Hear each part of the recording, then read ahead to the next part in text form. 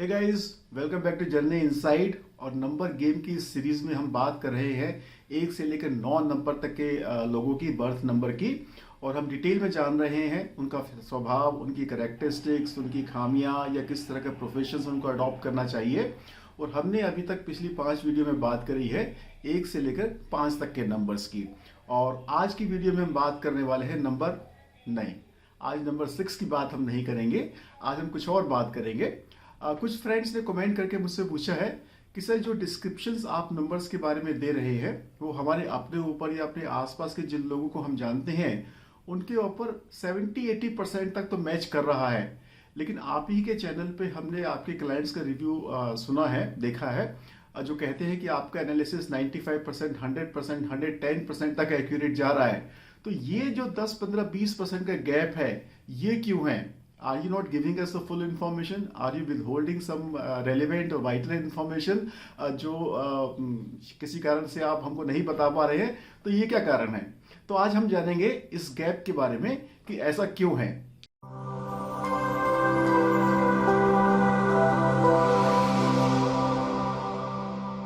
Hello dear friends, मैं राजीव, आपका personal consultant, और मैं आपकी हेल्प करता हूं आपके पर्सनैलिटी डेवलपमेंट में, आपके मनी, कैरियर, जॉब के प्रोस्पेक्ट्स को एनहेंस करने में, आपके रिलेशनशिप, हेल्थ इश्यूज को सॉल्व करने में। और मैं यूज करता हूं scientific and logical principles of numerology, graphology and wrist voice therapy.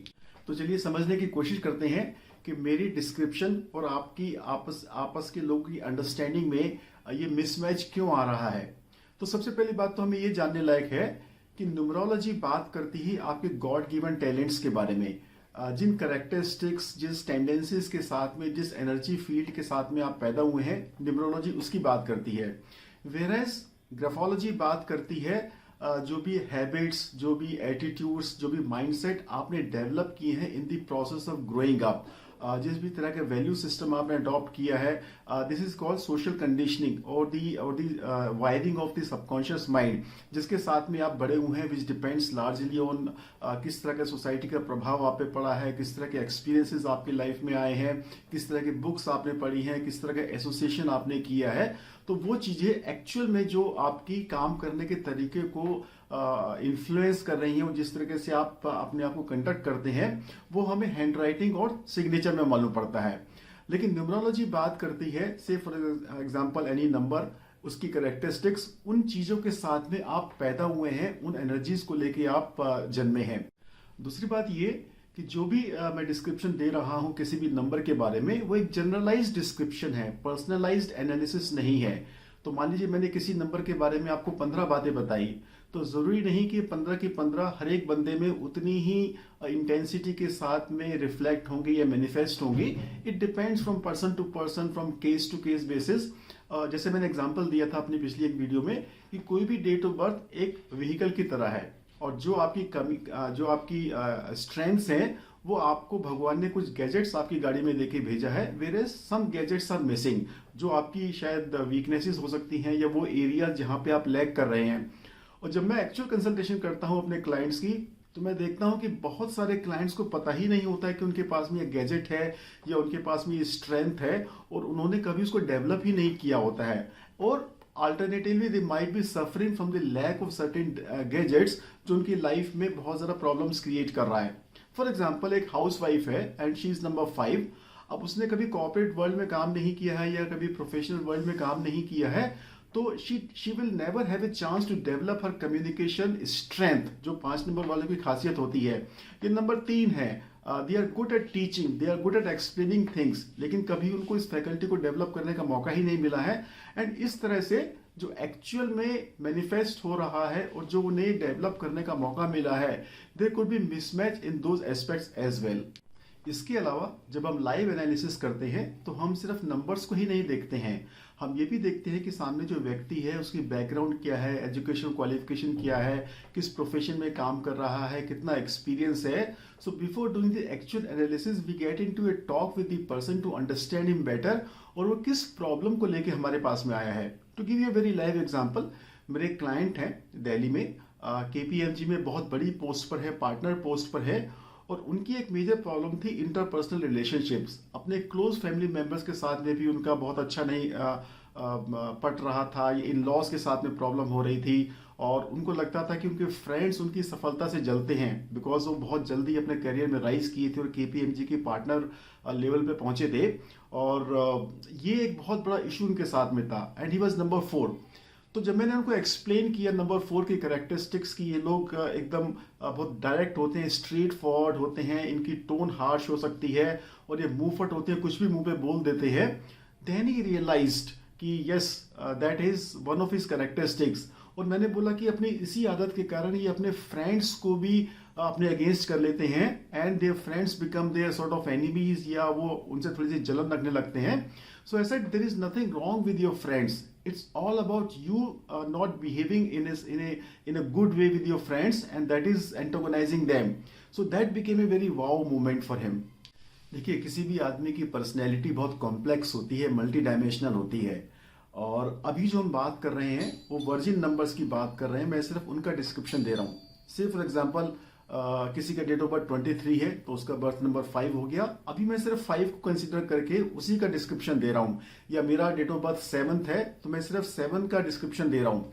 लेकिन जब हम न्यूमरोलॉजी के इन डेप्थ एनालिसिस करते हैं, तो और बहुत सारी लेयर्स हम डीप में जाते हैं, और बहुत सारे डायनामिक्स को हम कंसिडर करते हैं।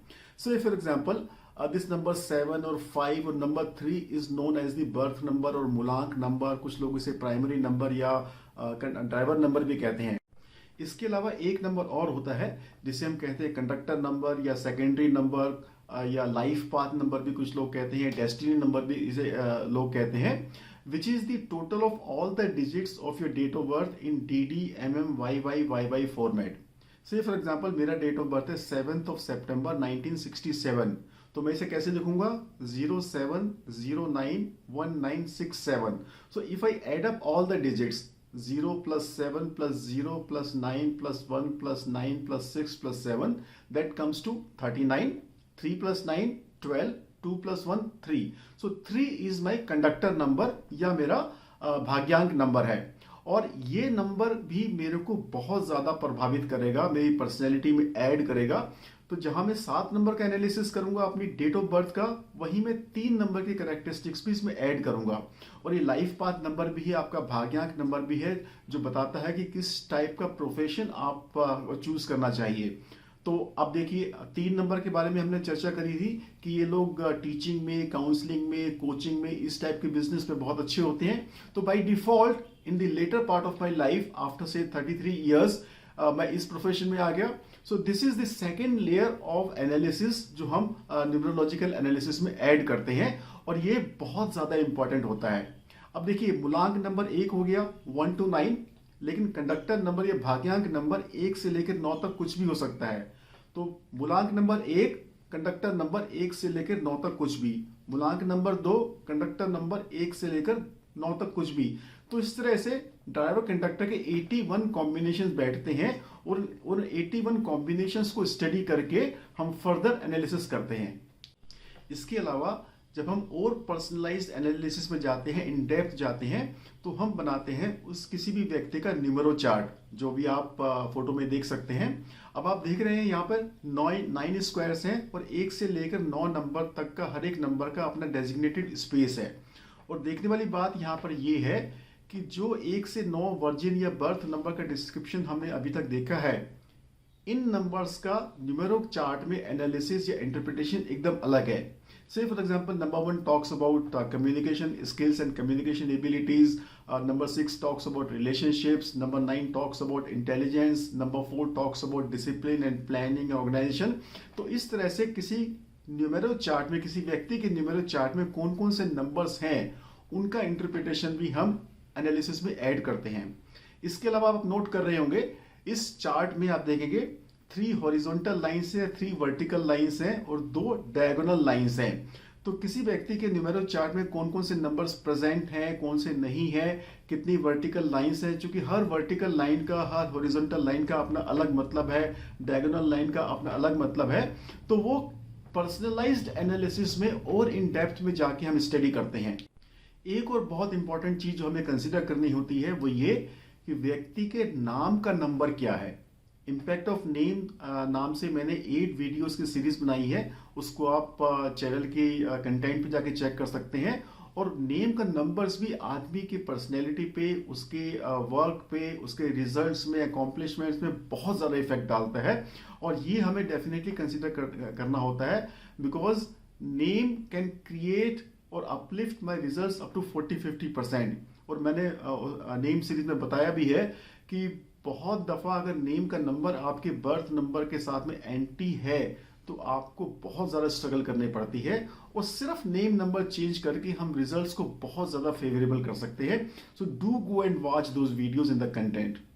और ये एपिसोड खत्म करने से पहले जनाब भारत भूषण साहब का एक दोहा, to keep the fighting spirit alive and to keep the fire burning in your belly, and it says, लपट आसमां तक उठा, खेल मौत से फाग, गर्म राख है तो कहीं भीतर होगी आग।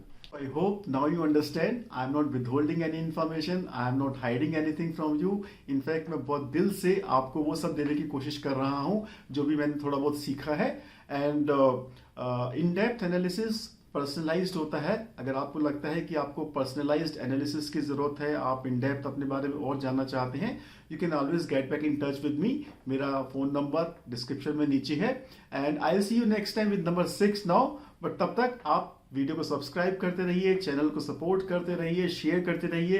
हो सकता है आपके शेयर करने से ये इन्फॉर्मेशन किसी के काम आ जाए और उसकी लाइफ में कुछ बेहतरी हो जाए। So see you next time, bye bye.